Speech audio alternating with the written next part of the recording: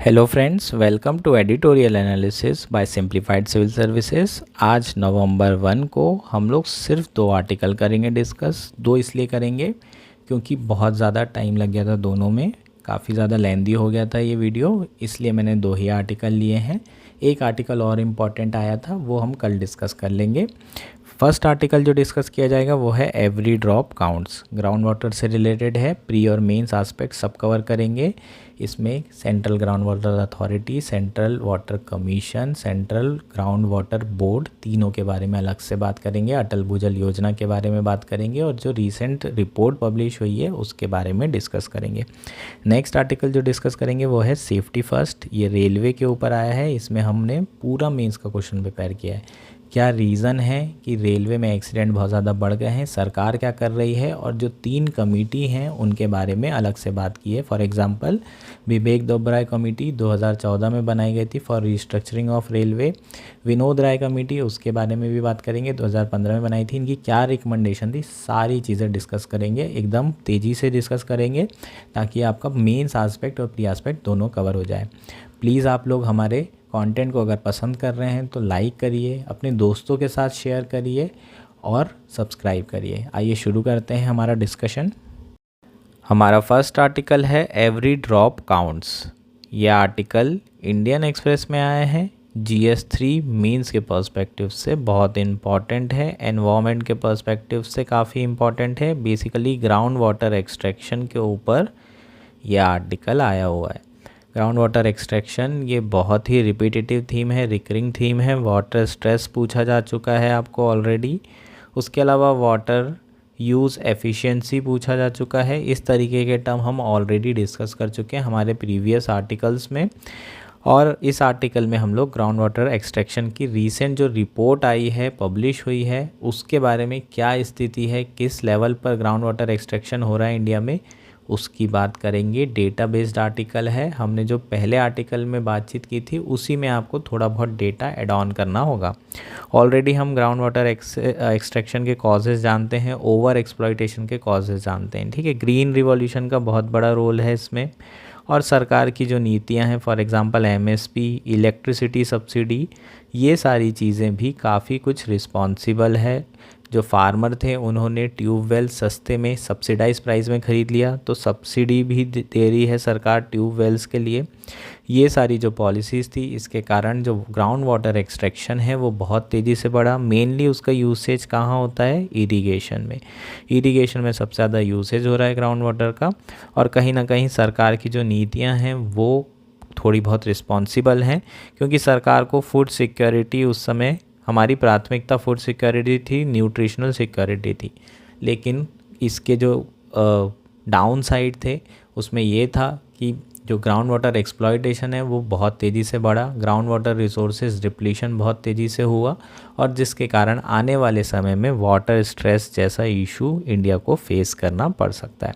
ये नॉर्मल जो है हमारे कॉजेज़ हो जाएंगे। इसके अलावा क्लाइमेट चेंज के साथ आप कपल कर सकते हैं ग्राउंड वाटर इशू को, और स्ट्रेस बढ़ गया है क्लाइमेट चेंज के कारण। कैसे बढ़ गया है, ड्रॉट और फ्लडिंग दोनों बढ़ चुकी है।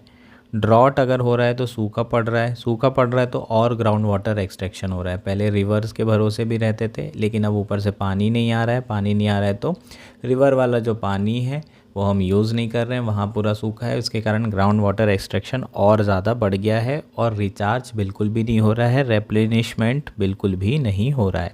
तो इनकमिंग नहीं है, आउटगोइंग बढ़ते जा रही है, तो अंदर के जो ग्राउंड वाटर रिसोर्सेज हैं वो धीरे धीरे ख़त्म होते जा रहे हैं। दूसरा है फ्लडिंग। फ्लडिंग से भी बहुत ज़्यादा नुकसान हो रहा है। कैसे, अगर पानी रिमझिम करके स्लो पानी आएगा तो हमारा जो ग्राउंड है वो स्लो पानी को क्या कर लेगा, जमा कर लेगा, और धीरे धीरे अपना ग्राउंड वाटर रिचार्ज होता चला जाएगा। लेकिन पानी एकदम से आएगा तो सारा का सारा जो पानी है वो रिवर के तरफ बहने लगेगा, और तेज़ी से अगर पानी बहेगा तो वो ग्राउंड में नहीं जाएगा, ग्राउंड वाटर के अंदर सोक नहीं करेगा, ग्राउंड वाटर रिचार्ज नहीं होगा। तो बेसिकली फ्लडिंग और ड्रॉट के कारण भी ग्राउंड वाटर एक्सट्रैक्शन का जो इशू है वो और ज़्यादा बढ़ चुका है।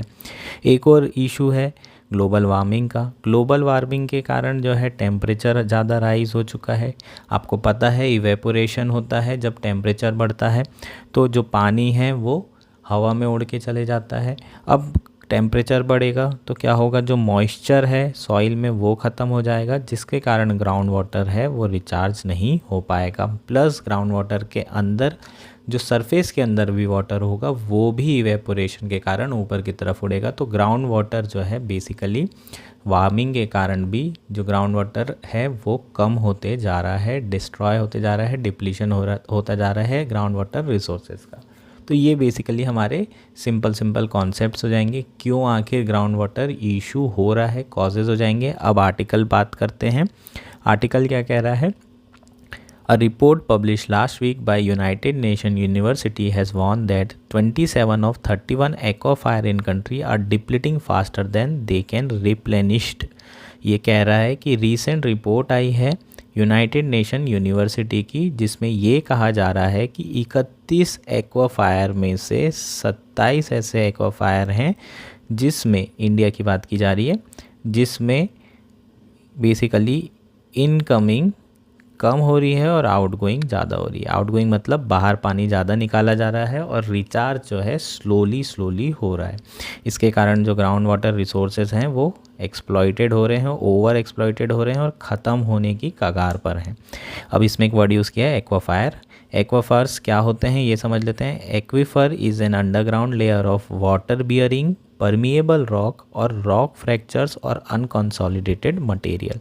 तो बेसिकली यहाँ पर डायग्राम देख लीजिए। मान लीजिए ये हमारा ग्राउंड है और उसके नीचे जो है कहीं पर रॉक्स बनी हुई हैं और उस रॉक के बीच में पानी बह रहा है, ठीक है। तो इसको हम क्या कहेंगे? एक्वाफर कहेंगे।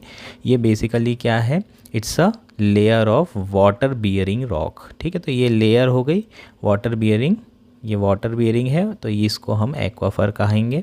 परमिएबल रॉक का मतलब क्या होता है? पानी एक रॉक से दूसरी रॉक की तरफ बह रहा है रिस के, है ना। तो पोरस होना चाहिए रॉक को।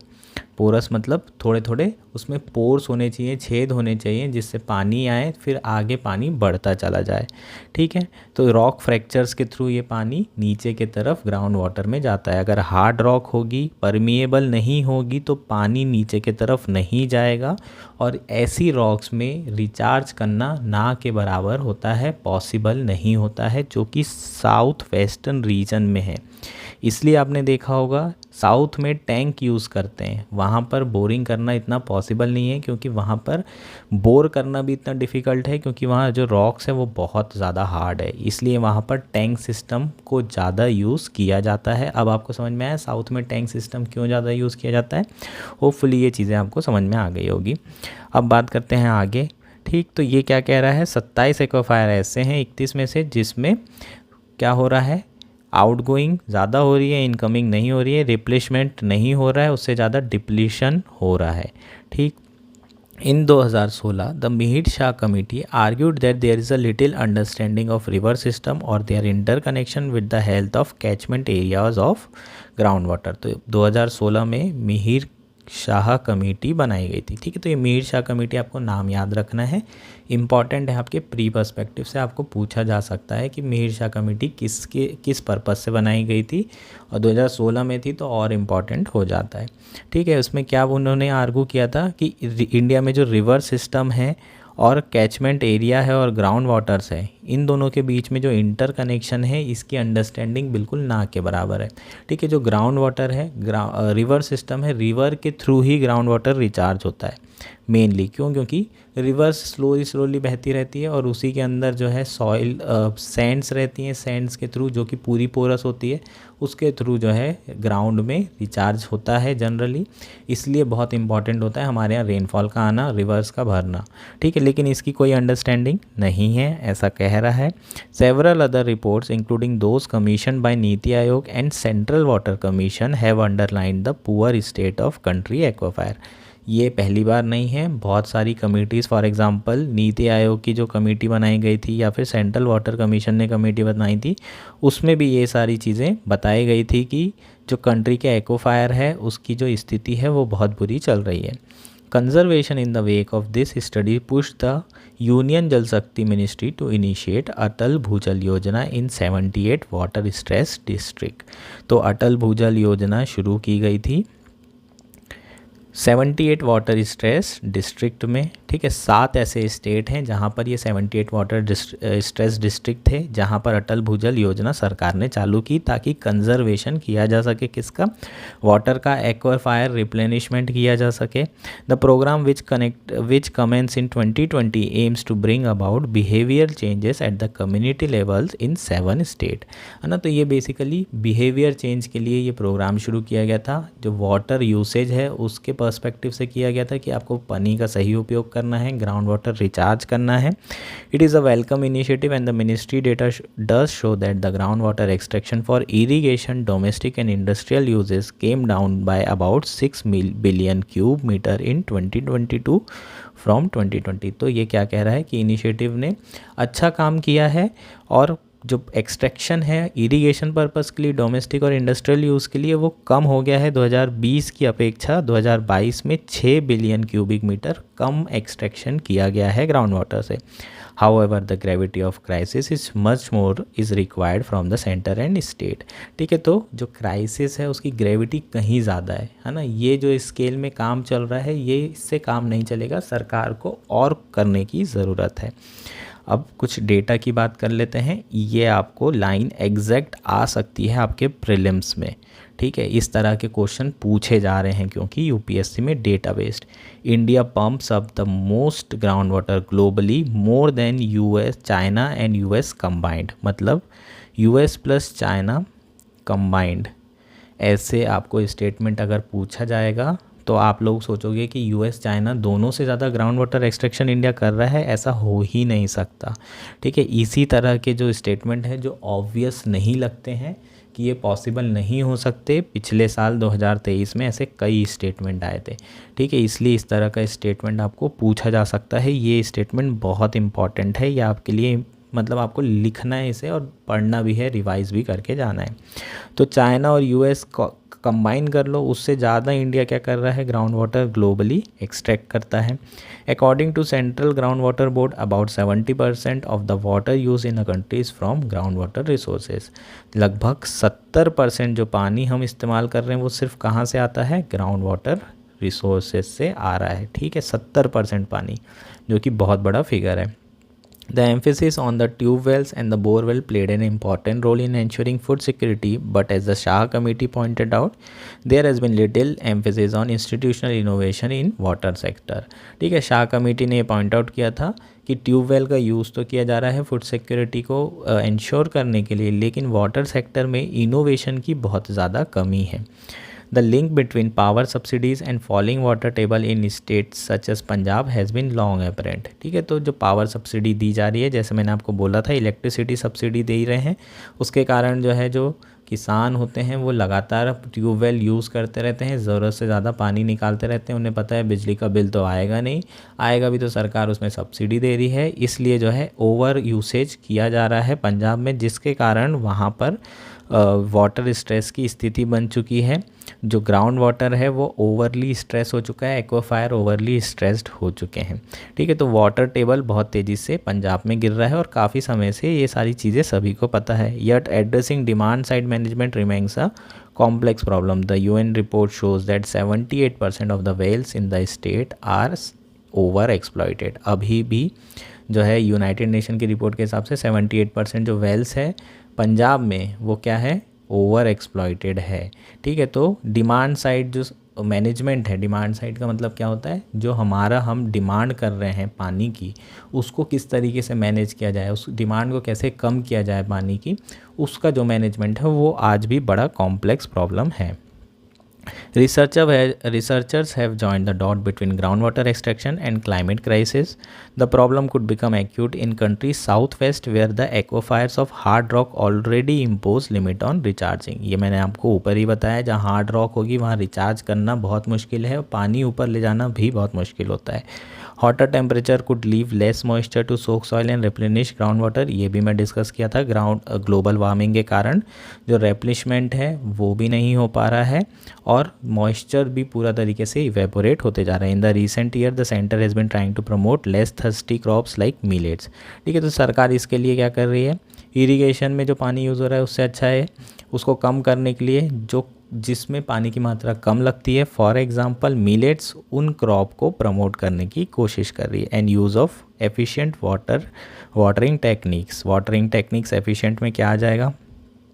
एक तो होता है हमारा drip irrigation techniques, surface irrigation technique, ये कुछ जो टेक्निक है, माइक्रो इरिगेशन टेक्निक्स, ये सारी टेक्निक को भी सरकार जो है क्या कर रही है, यूज़ कर रही है और लोगों को सस्ते में ये प्रोवाइड करने की कोशिश कर रही है। But because borewell and tubewell are covered structure, people don't realise the gravity of the crisis till it's too late. क्योंकि हमें पता नहीं है, हमें दिखाई नहीं दे रहा है कि पानी कितना बचा है अंदर और कितना नहीं, इसलिए लोगों को समझ नहीं आ रहा है कि क्राइसिस कितना बढ़ चुका है ना। जो चीज़ दिखती नहीं है वो प्रॉब्लम होती नहीं है। अगर हमें प्रॉब्लम दिखाई ना दे तो प्रॉब्लम है, हमें पता कैसे चलेगा? कितनी इम्पॉर्टेंट है, कितनी ज़्यादा क्राइसिस है, ये सारी चीज़ें हमें पता नहीं चलेगा जब तक कि वो हमें दिखाई ना दे, है ना। जब तक हम कुछ फेस ही ना कर रहे हो, अपनी आंखें बंद कर लिए, तो प्रॉब्लम है क्या? नहीं है। तो वही सिचुएशन है ग्राउंड वाटर वाली स्थिति में। यहाँ पर हमें पता नहीं चलता अंदर कितना पानी बचा हुआ है, कितना नहीं बचा हुआ है। तो सबसे इम्पॉर्टेंट काम है जो यहाँ पर अच्छा वो भी दिया हुआ है आपके लिए सॉल्यूशन, जो आप अपने आंसर्स में ऐड कर सकते हो। The use of technologies that allow people to monitor water available in their borewell could be the first step to nudge them to manage aquifer responsibly.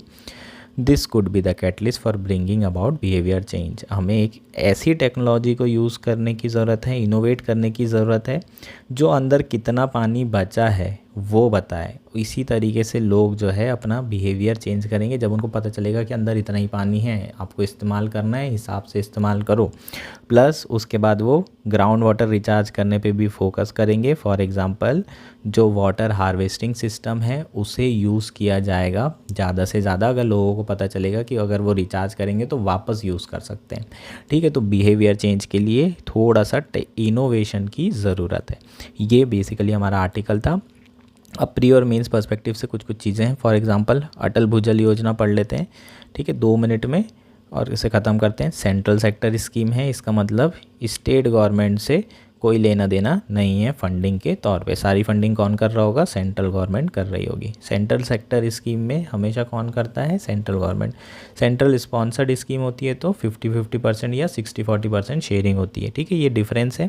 जैसे ही आप सेंट्रल सेक्टर स्कीम देखेंगे तो आपको पता चल जाना चाहिए कि सारा का सारा पैसा कौन दे रहा है? सरकार दे रही है, केंद्र सरकार दे रही है, सेंट्रल गवर्नमेंट। तो अटल जल is a central sector scheme for facilitating the sustainable ground water management. 6000 crore रुपए इसमें दिए गए थे। 2020 में चालू हुई है। मिनिस्ट्री ऑफ जल शक्ति ने इसे इम्प्लीमेंट किया है। गवर्नमेंट ऑफ इंडिया और वर्ल्ड बैंक के बीच में जो है इस स्कीम को फंड किया जा रहा है। 50% फंड गवर्नमेंट ऑफ इंडिया कर रही है और 50% वर्ल्ड बैंक कर रही है। स्टेट गवर्नमेंट का इसमें फंडिंग में कोई रोल नहीं है क्योंकि ये सेंट्रल सेक्टर स्कीम है।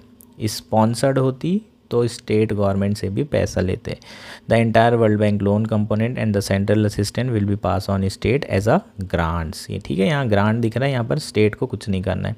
ऑब्जेक्टिव क्या है? It aims to improve the management of ground water resources in selected water stress areas in identified state that is Gujarat, Haryana, Karnataka, Madhya Pradesh, Maharashtra, Rajasthan and UP. Total 7 states हैं। आपको पता होना चाहिए पूरे स्टेट्स में इम्प्लीमेंट नहीं किया जा रहा है, सिर्फ 7 स्टेट में। तो आपको ऐसे आ सकता है कि it implemented in all the states and union territory of country, तो ये स्टेटमेंट गलत हो जाएगा। नेक्स्ट है Atal Jal promote panchayat led ground water management and behaviour change. ठीक है, तो ये क्या प्रमोट कर रहा है? Panchayat led ground water management. जो भी ग्राउंड वाटर है पूरे विलेज में, है ना, उसे पंचायत जो है मैनेज करेगा। इंडिविजुअल बेसिस पे मैनेज नहीं किया जाएगा, एक कॉमन तरीके से मैनेज किया जाएगा। और बिहेवियर चेंज कर रहे हैं ताकि जो डिमांड साइड मैनेजमेंट है उसे किया जा सके, मतलब यूसेज को प्रॉपरली किया जा सके, उसके लिए बिहेवियर के चेंज करने की ज़रूरत है। ये हमारा स्कीम हो जाएगा। अब कुछ इंपॉर्टेंट और पॉइंट है, की point for prelims. Mihir Shah committee क्यों बनाई गई थी? 2016 में बनाई गई थी for restructuring the CWC and CGWB। CWC क्या है? सेंट्रल वाटर कमीशन, और ये होता है सेंट्रल ग्राउंड वाटर बोर्ड। ठीक है, सेंट्रल ग्राउंड वाटर बोर्ड, और ये सेंट्रल वाटर कमीशन। इन दोनों की रीस्ट्रक्चरिंग के लिए ये बनाई गई थी 2007 में मीर शाह कमेटी, और उन्होंने मर्ज करने की बात भी की थी। ठीक है, CWC क्या मैनेज करता है? सरफेस वाटर, और एक ground water board ground water manage कर रहा है। सेंट्रल ग्राउंड वाटर बोर्ड कब बनाया गया था? 1954 में मिनिस्ट्री ऑफ वाटर रिसोर्सेज के अंदर आता है ये। Central ground water authority different body है, 1997 में इस्टेब्लिश की गई थी। एनवायरनमेंट प्रोटेक्शन एक्ट 1986 के अंदर इसे बनाया गया है, स्टैच्यूटरी बॉडी है ये। समझ में आया कि ये एनवायरनमेंट मिनिस्ट्री के अंदर आती है, इसको याद रखना ज़रूरी है। प्रीलिम्स में 2022 में पूछा जा चुका है ऑलरेडी ये question. Regulation of ground water management, ठीक है, ये रेगुलेट करती है ग्राउंड वाटर मैनेजमेंट से रिलेटेड चीज़ों को। ग्राउंड वाटर कैसे निकलना चाहिए, उसके जो रूल्स हैं वो कौन निकालता है? ये अथॉरिटी निकालती है। ठीक है, बेसिकली ये कंजर्वेशन और एनवायरनमेंट के पर्सपेक्टिव से बनाई गई है। नेक्स्ट है हमारा सेंट्रल वाटर कमीशन। ये आपको यूपीएससी में 2024 के लिए काफ़ी इंपॉर्टेंट है, बहुत साल से न्यूज़ में। ये बेसिकली अटैच ऑफिस है, स्टैच्यूटरी बॉडी नहीं है, अटैच ऑफिस है ministry of water resources, ministry of जल शक्ति के अंदर। 1945 में बनाया गया था, मतलब इंडिपेंडेंस के पहले बनाई हुई बॉडी है। इस तरह का स्टेटमेंट आ सकता है कि CWC was formed before independence, तो ये बिल्कुल सही है। Form to create storage structure such as dam, ठीक है, तो डैम, रिजर्वायर, ये सारे स्ट्रक्चर को क्रिएट करने के लिए, सरफेस वाटर को मैनेज करने के लिए ये बेसिकली CWC बनाया गया था इंडिपेंडेंस के पहले। ये हमारा पूरा आर्टिकल हो जाएगा। होपफुली आपको सारी चीज़ें समझ में आ गई होगी। बहुत इंपॉर्टेंट है ये आर्टिकल, और ये जो इंपॉर्टेंट की पॉइंट्स हैं इसको भी आपको नोट डाउन करना है प्री पर्सपेक्टिव से। नेक्स्ट आर्टिकल है सेफ्टी फर्स्ट। ये आर्टिकल द हिंदू में आया है और आपके GS3 मेंस के पर्सपेक्टिव से काफ़ी इंपॉर्टेंट है। रेलवे सेफ्टी की इसमें बात की जा रही है, तो रेलवे सेफ्टी से रिलेटेड इश्यूज़ के बारे में बात करेंगे। क्या रीज़न्स हैं कि रीसेंट ईयर में बहुत ज़्यादा रेलवे के एक्सीडेंट्स बढ़ चुके हैं। अगर आपको याद होगा, इसके पहले जो रेलवे मिनिस्टर थे वो पीयूष गोयल जी थे, और उसके पहले सुरेश प्रभु थे। सुरेश प्रभु जी ने अपना रेजिग्नेशन इसलिए दिया था क्योंकि उनके कार्यकाल में जो रेलवे एक्सीडेंट्स हैं वो बहुत ज़्यादा बढ़ गए थे। तो रीसेंट ईयर में रेल एक्सीडेंट की बात की जाए तो काफ़ी ज़्यादा बढ़ गए हैं। इसके रीज़न्स के बारे में बात करेंगे, कॉजेज़ के बारे में बात करेंगे, प्लस सरकार के, गवर्नमेंट के इनिशिएटिव के बारे में बात की जाएगी, और जो सरकार ने कमेटी बनाई है उनकी रिकमेंडेशन की बात की जाएगी जो सरकार ने फॉलो नहीं की है और आगे फॉलो करनी चाहिए। कमेटी आपके लिए प्री और मेंस दोनों पर्सपेक्टिव से इम्पॉर्टेंट है। पूरा मेंस का क्वेश्चन प्रिपेयर करेंगे कि क्या रीज़न्स हैं, क्या क्या सरकार कर रही है, गवर्नमेंट के इनिशिएटिव क्या हैं, और साथ ही में जो कमेटी बनाई गई है उनके रिकमेंडेशन क्या है। इसी तरीके से आप अपना इंट्रोडक्शन, बॉडी और क्या बना सकते हैं, कंक्लूजन बना सकते हैं। इसके अलावा प्री एस्पेक्ट में कवच बहुत ज़्यादा न्यूज़ में रहा है। इंटरलॉकिंग सिस्टम जो है बहुत ज़्यादा न्यूज़ में रहा है। ये इंटरलॉकिंग सिस्टम और कवच दोनों के बारे में प्री के पर्सपेक्टिव से बात करेंगे। ये बेसिकली इंटरलॉकिंग सिस्टम की बात की जा रही है। जो बालासोर में एक्सीडेंट हुआ था, जो कि one of the most horrific accident in India, in Indian railway history, अगर उसकी बात करें तो वो एक्सीडेंट क्यों हुआ था, वो बेसिकली इलेक्ट्रॉनिक इक्विपमेंट में थोड़ी हिचेस आने के कारण, टेक्निकल हिचेस आने के कारण ये इशू हुए थे। ठीक है, तो उसके बारे में भी थोड़ा बात कर लेंगे क्योंकि वो भी काफ़ी न्यूज़ में रहा है। इंटरलॉकिंग सिस्टम के बारे में बात करेंगे। काफ़ी अच्छे से ये डिटेल में पढ़ना है हमें। बहुत इंपॉर्टेंट आर्टिकल है, 2024 के लिए बहुत हॉट है क्योंकि ये बालासोर एक्सीडेंट हुआ है, उसके बाद काफ़ी ज़्यादा न्यूज़ में रही है रेलवे सेफ्टी। आर्टिकल शुरू करते हैं। The train accident in Vizianagaram district of Andhra Pradesh which claim 13 lives and left 38 injured has again highlighted the inadequacies in railway safety system. A stationary train, the Visakhapatnam Palasa passenger was hit by a Visakhapatnam Rayagada passenger at Kantakapalli station, 36 km of Visakhapatnam on the Vizianagaram Visakhapatnam line. The accident comes just after the horrific 3-train collision in Odisha Balasore district in June, where at least 275 people were killed. ठीक है, तो basically क्या हुआ है, recently Vizianagaram district में एक और train हादसा हुआ है आंध्र प्रदेश में, जिसमें 13 लोगों की जान चली गई है। 38 के आसपास लोग अभी भी घायल हैं, इंजर्ड हैं। ये बिल्कुल पहले वाले जैसा एक्सीडेंट हुआ था बालासोर उड़ीसा में, उसी तरह का है। एक ट्रेन स्टेशनरी खड़ी हुई थी और उससे आके जो है दूसरी सुपर फास्ट एक्सप्रेस जाके टकरा गई है, जिसके कारण पटरी से डब्बे जो है बाहर आ गए हैं। और उसके कारण जो इम्पैक्ट हुआ है, लोगों की जान चली गई है। तो ये रेल सेफ्टी का बहुत बड़ा इशू है ना। तो ये वाला जो इशू है रेल सेफ्टी का, इसको अब हम डिटेल में डिस्कस करेंगे, इसके रीजंस क्या क्या हैं। शुरू करते हैं। सबसे बड़ा है इंफ्रास्ट्रक्चर डिफेक्ट्स। रेलवे इंफ्रास्ट्रक्चर की बात करेंगे तो उसमें ट्रैक होता है, ब्रिजेस होते हैं, ओवरहेड वायर होते हैं जिसमें आप देखते हैं कि ट्रेन ऐसे वायर के थ्रू चलती है, इलेक्ट्रिसिटी, एंड रोलिंग स्टॉक होता है। ये सारी चीज़ें इंफ्रास्ट्रक्चर में आता है रेलवे के, लेकिन ये डिफेक्टिव हो चुके हैं, मेंटेनेंस नहीं हो रहा है, काफ़ी पुराने हो चुके हैं, कई बार नेचुरल डिज़ास्टर के कारण और कई बार वेंडलिज्म के कारण भी एक्सीडेंट हो जाते हैं। कई बार ऐसा होता है कि जानबूझ के लोग ट्रैक को क्या कर देते हैं, ओपन कर देते हैं, तोड़ देते हैं। तो ये सारे रीजंस के कारण भी क्या हो रहा है, इंफ्रास्ट्रक्चर डिफेक्ट के कारण बहुत ज़्यादा रेलवे एक्सीडेंट हो रहे हैं। फर्स्ट पॉइंट हो जाएगा हमारा। दूसरा, अगर देखें तो ये जितने भी स्ट्रक्चर हैं 19वीं और 20वीं शताब्दी में अंग्रेज़ों द्वारा बना के गए। उसके बाद इसे अपग्रेडेशन जो हमारी सरकारें हैं, उतना ज़्यादा पैसा सरकारों ने खर्चा नहीं किया है, कैपिटल एक्सपेंडिचर उतना ज़्यादा नहीं किया गया है, जिसके कारण अपग्रेड नहीं हुए हैं। मॉडल स्टैंडर्ड्स को अभी तक के हमारे कई सारे इंफ्रास्ट्रक्चर क्या नहीं करते हैं, फुलफ़िल नहीं करते हैं। जो स्टैंडर्ड उन्हें फुलफ़िल करना चाहिए, जो रिक्वायरमेंट है उसे फुलफ़िल नहीं किया जा रहा है। इन सारे रीजंस के कारण जो एक्सीडेंट है वो बढ़ चुके हैं। साथ ही में लैक ऑफ फंड है ना। फंड की तो बात कर ही रहे हैं, जो एक्सपेंडिचर है वो बहुत ज़्यादा नहीं कर रही है सरकारें। हालांकि रीसेंट गवर्नमेंट ने, हमने 2 दिन पहले ही पढ़ा था कि कैपिटल एक्सपेंडिचर बहुत तेज़ी से एक्सपोनेंशियली बढ़ा है और सरकार जो है अपग्रेड करने में लगी हुई है इंडियन रेलवे सिस्टम को। उसके साथ साथ लैक ऑफ फंड के साथ साथ करप्शन और इनएफिशिएंसी भी इसके डेवलपमेंट और मेंटेनेंस को फेल कर रही है, जिसके कारण ये एक्सीडेंट बढ़ रहे हैं। कुछ ऐसे रूट हैं जो 100% कैपेसिटी से ज़्यादा चल रहे हैं। मतलब अगर मान लीजिए कोई ऐसा ट्रैक है जिसमें सिर्फ 100 ट्रेन जा सकती है पर डे, तो उस ट्रैक में 150 ट्रेनें चल रही हैं। ऐसी स्थिति में ये ट्रैक की ओवर कैपेसिटी के कारण भी तो इश्यूज़ हो सकते हैं, इसमें वियर एंड टीयर हो सकता है, जिसके कारण एक्सीडेंट होने की संभावना भी बढ़ रही है। तो कंजेशन ज़्यादा होने के कारण, ओवरलोडिंग ज़्यादा होने के कारण रिस्क ऑफ एक्सीडेंट भी बढ़ते जा रहा है। ये हमारा क्या हो जाएगा, फर्स्ट जो है पॉइंट हो जाएगा।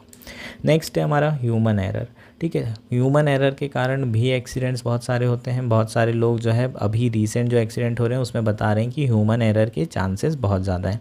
उसका कारण क्या है, बहुत ज़्यादा फैटिग होना। ठीक है, ह्यूमन एरर इसलिए भी हो सकता है कि बहुत ज़्यादा एम्प्लॉयज़ वैकेंसी है और बहुत कम लोग ज़्यादा टाइम काम कर रहे हैं, उसके कारण फैटिग होता है बॉडी में, उसके कारण लोग कॉन्सेंट्रेट नहीं कर पाते, नेग्लिजेंस होने के कारण, करप्शन तो बहुत नॉर्मल इशू है। ये सारी चीज़ों के कारण ह्यूमन एरर बढ़ जाते हैं। सबसे पहले सरकार को क्या करने की ज़रूरत है, जो वैकेंसी है उसको भरने की ज़रूरत है ना। अभी भी बहुत सारी वैकेंसी जो है रेलवे में रखी हुई है। अगर हम फैक्ट्स और फिगर्स की बात करें तो ऑलमोस्ट 50,000 से ज़्यादा vacancy railway operational safety department में 50,000 लोगों की ज़रूरत है ना। इंडिया में इतना अनएम्प्लॉयमेंट है, 50,000 वैकेंसी निकाल देंगे तो थोड़ी तो मदद हो ही जाएगी। बहुत सारे लोग जो है, जो बच्चे हैं वो बहुत सारी कोचिंग्स में हैं, बहुत सारी तैयारी कर रहे हैं गवर्नमेंट सर्विस की। कम से कम 50,000 बच्चे तो कम होंगे और रेलवे जो सेफ्टी है वो भी इंश्योर हो जाएगी। Human error can result in wrong signaling, miscommunication, over speeding and overlooking defects and hazard। ठीक है, तो ह्यूमन एरर किस किस में आ सकता है, गलत सिग्नल दे दिया कई बार मिसकम्युनिकेशन हो जाता है, जो ड्राइवर हैं वो ज़्यादा तेज़ चला रहे हैं ट्रेन को, या फिर जो डिफेक्ट्स हैं और हज़ार्ड हैं उसको ध्यान नहीं दिया जा रहा है मैनेजमेंट की तरफ से। ये सारे इश्यूज़ के कारण भी ह्यूमन एरर होते हैं। ठीक है, तो ये ह्यूमन एरर सिर्फ रीज़न, एक कॉमन रीज़न दे दिया, उसके बाद बताया है कि ह्यूमन एरर होने के कारण क्या क्या हैं। नेक्स्ट है signalling failures. The signalling system which control the movement and direction of the train on the tracks can fail due to technical glitches, power outages और ह्यूमन एरर। ठीक है, तो कई बार सिग्नल फेलियर भी होता है। मैंने अभी आपको बताया था इंटरलॉकिंग सिस्टम के कारण बालासोर हुआ था, उसमें भी टेक्निकल ग्लिचेस होने के कारण ही ये प्रॉब्लम आई थी। ठीक है, तो यहाँ रिसेंट एग्जांपल उड़ीसा का दिया हुआ है जिसमें इलेक्ट्रॉनिक इंटरलॉकिंग सिस्टम, उसमें टेक्निकल ग्लिचेस होने के कारण ये प्रॉपरली काम नहीं किया और उसके कारण ये एक्सीडेंट हो गया था। ठीक है, तो ये सारी चीज़ों को भी अपडेट करने की ज़रूरत है, अपग्रेड करने की ज़रूरत है।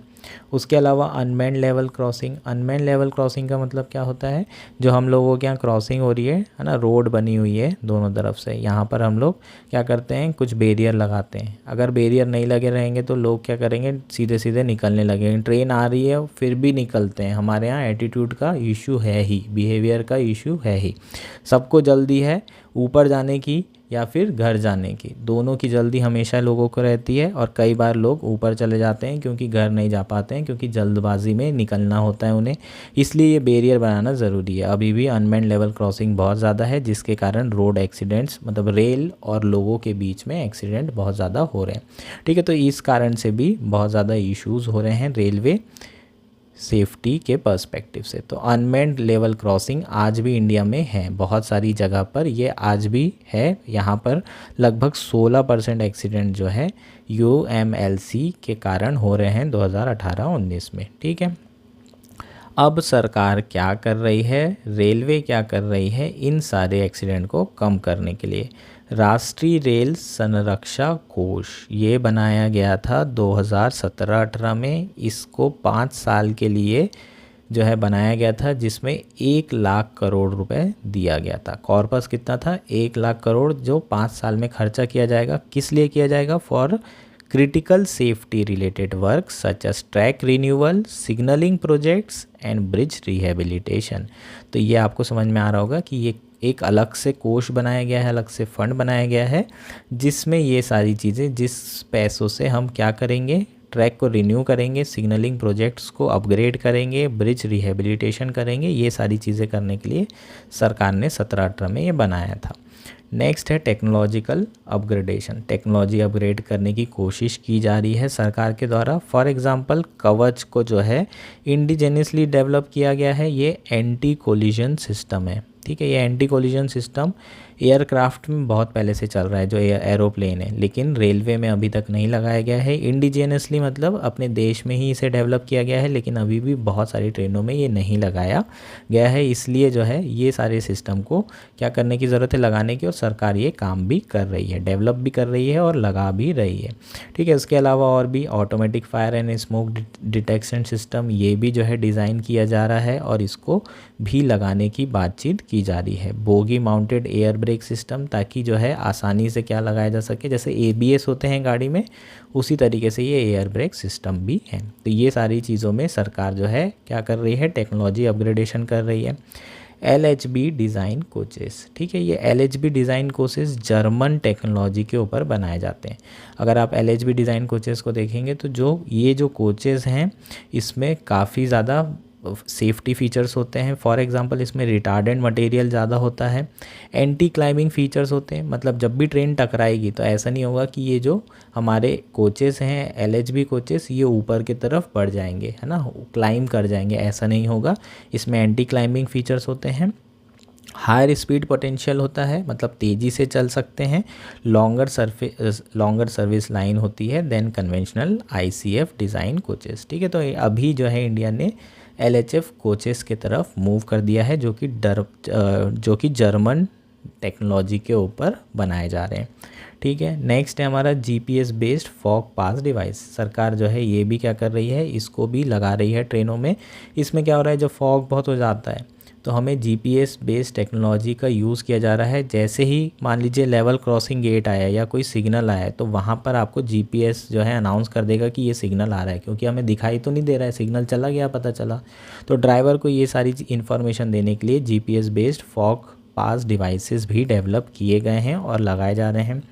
मॉडर्न ट्रैक स्ट्रक्चर, ठीक है, तो ट्रैक स्ट्रक्चर को क्या किया जा रहा है, जो नए ट्रैक स्ट्रक्चर बनाए जा रहे हैं वो मोर ड्यूरेबल ट्रैक और स्ट्रॉन्गर स्ट्रक्चर बनाए जा रहे हैं। ज़्यादा उसमें टेंसाइल स्ट्रेंथ हो रही है, वो ज़्यादा भार सह सकते हैं जो मॉडर्न ट्रैक स्ट्रक्चर बना रहे हैं।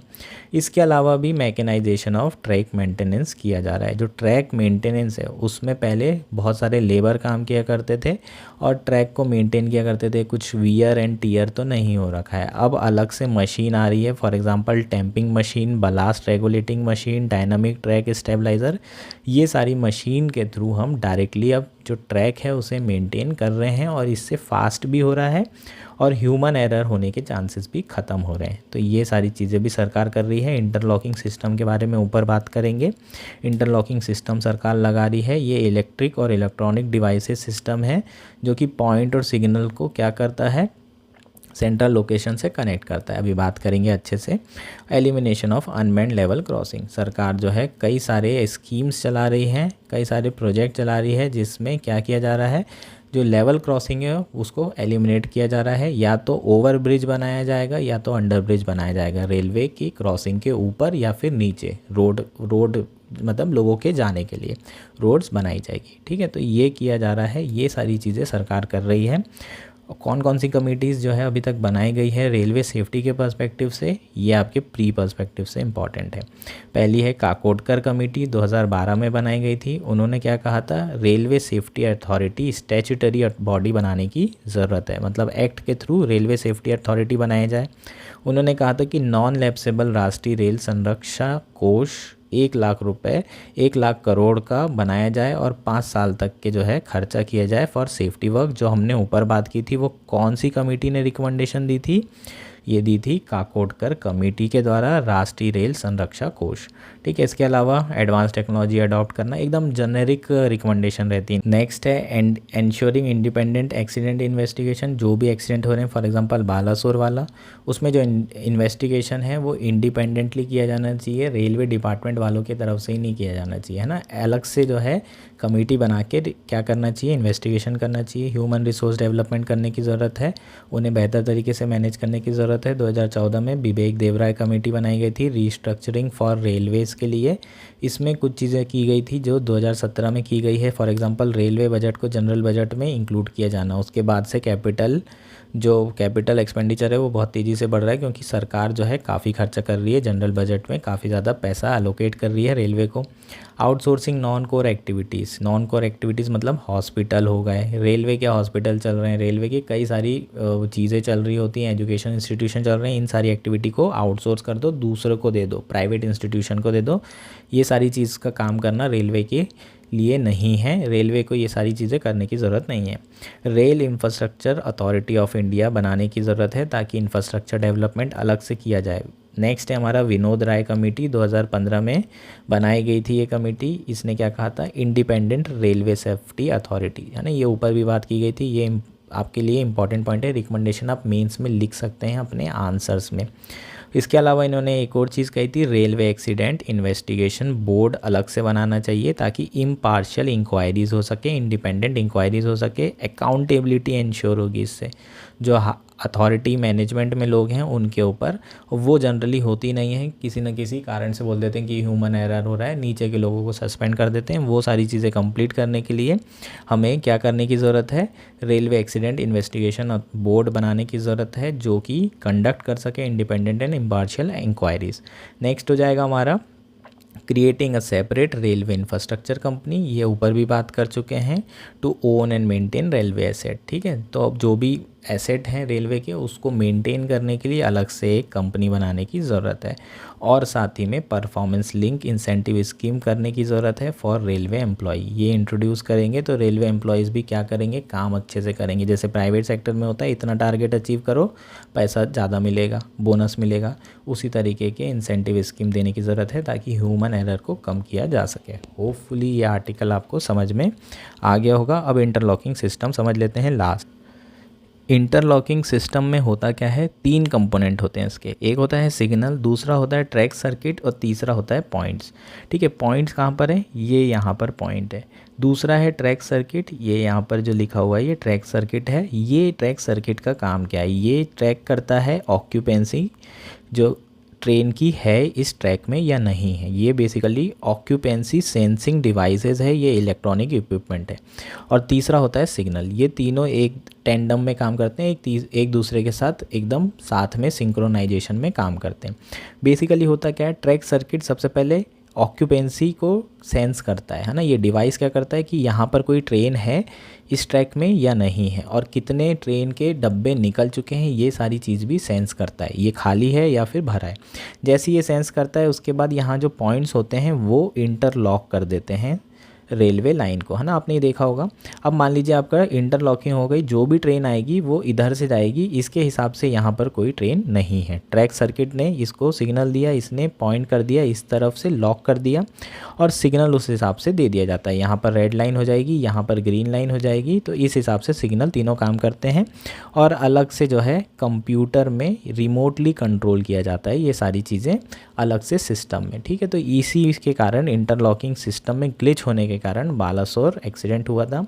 उसमें हो गया था कि इसने लॉक कर दिया था ये वाला पोर्शन और ट्रेन अब इधर जाने वाली थी। जो ट्रैक सर्किट है उसने ये सिग्नल दिया था कि यहाँ पर कोई ट्रेन नहीं खड़ी है और इसलिए ये जो ट्रेन आई थी ये यहाँ मूव कर गई थी और टेक्निकल ग्लिच होने के कारण ये एक्सीडेंट हो गया था। ये ट्रेन यहाँ टकरा गई, फिर जो दूसरी ट्रेन आई यहाँ पर डब्बे थे उसके कारण वो ट्रेन से टकरा गई।